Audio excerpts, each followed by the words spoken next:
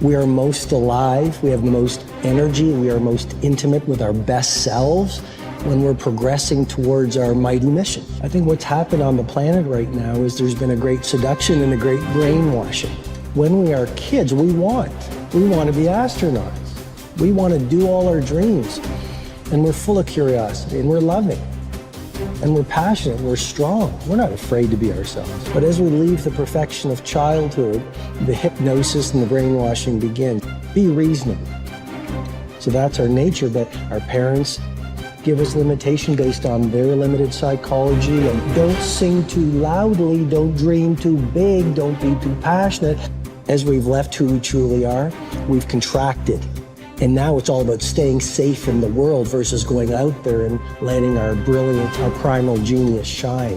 And a lot of people just have stuffed that pain of disappointment and their doubt really deep inside, and they just are addicted to distraction and escapes because they don't want to deal with their potential that they've denied. What's the most important key to success? I think it's hunger. It's not getting satisfied. A hunger that doesn't go, a hunger to learn, a hunger to grow, a hunger to serve, a hunger to give, a hunger to create breakthroughs. Most people are hungry until they make a certain amount of money and then they get comfortable. And there's nothing wrong with that, but it's not about the money. It's not about the business. It's about your growth. Because every one of us either grows or dies. People ask me all the time, what does it take to be happy? I say one word, progress. Progress equals happiness, because achieving a goal feels good for how long? A week, a month, 3 months, and then there needs to be something else. And the reason for something else is because you gotta grow. I want to find more. All I can. And in that sack of you have to dive in that to find more. Because if you're not willing to go in there and face yourself, not gonna find anything. You're gonna live right here on surface, man, right here on surface. So if there is an ending to this world and there is somewhere to go and there's a judgment, you're gonna get there and you might see a chart. And that chart may tell you who you should have been. And now you get the rest of your life to think about that. Now I could live a much better life if I just would have just suffered a little bit more. Success is not gonna show up at your front door and knock on it and say, here I am. It's not coming to look for you. In fact, success is not thinking about you. Success is already doing its job. You got to be willing to do your job. Each and every day that you are breathing in this world, each and every day that you are doing something in this world, you should be focusing on getting better, not worse.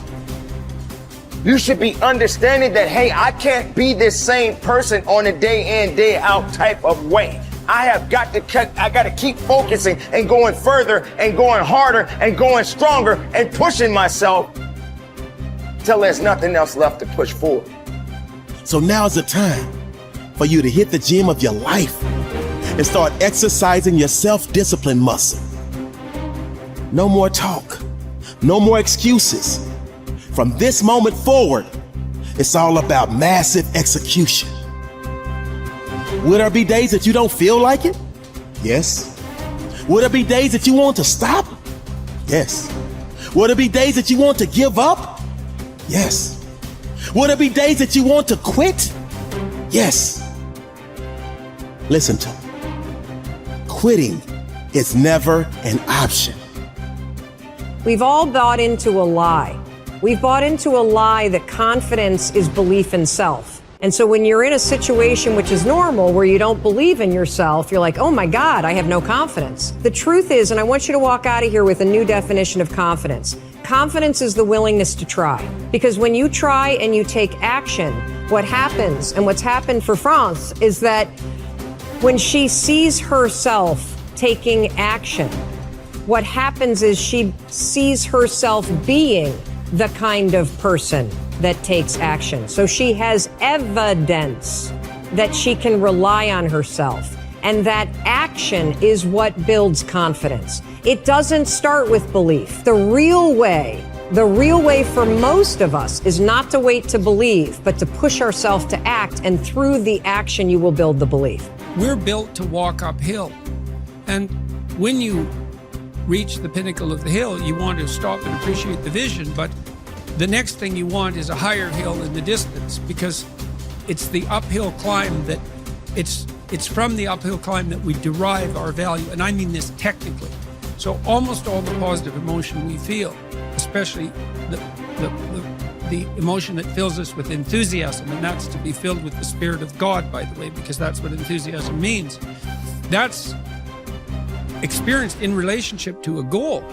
And so in some sense, and this is part of the religious enterprise, you want a goal that you can never attain, right? So you can always move closer to the goal that recedes as you move towards it. You think, well, that's frustrating. It's like Sisyphus pushing the rock uphill.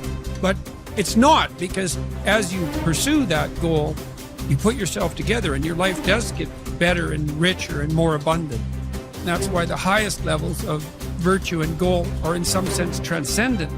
You want them to be above everything you're doing so you can continually move towards something that's more sublime and better. That's what you are. You're here to live, not to sleep. I didn't study, I didn't study a book. I literally put myself in a fire repeatedly like a sword. You put a sword in the fire repeatedly and repeatedly. If you keep on doing that, you're going to get a nice sword. And then you keep on beating it. You got to beat the shit out of it. And that's what I am. Yeah. I became that. I said, okay, we can't quit. We got to figure out why you are this. Why are you this, man? What is wrong with you? What's going on here? So I kept on putting the sword back in the daggone fire, and I just beat it harder. And I beat it harder. Before I knew it, I started realizing, all right, man, the brain is starting to get hard. The brain is starting to get hard. I'm no longer a theorist. I'm now a practitioner. I put it in hell. I dissected it while it's in hell, because you can't dissect anything in a normal environment. You can't dissect anything in 72-degree weather. You must put it in the freezer and freeze the fuck out of it. And then you dissect it. Dissect it when it's miserable. Dissect the brain when all it's thinking about is, I need to get out of here, man. I want to get out of the fucking freezer. Open the door. And you said, nah, 5 more seconds, man. 5 more seconds in the freezer. And that's when you start to pick that brain apart.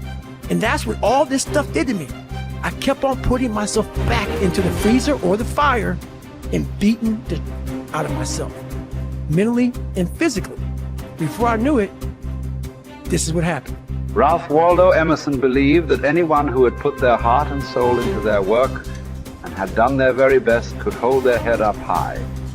Merely talking about it or only putting in a modicum of effort wasn't good enough in his mind. It was all or nothing. He believed that doing your best was an admirable quality, and that although you might not always be successful, knowing that you had done all you could was often all that mattered. At least you could look yourself in the eye.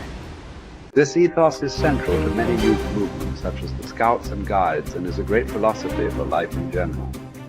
Indeed, doing your absolute best in everything you do is something that we should all aspire to, and it doesn't matter if it's at school, university, work, or home. If you think about it, doing your best is also central to self-reliance, because it allows you not only to test your capabilities, but also helps you to learn and therefore extend them.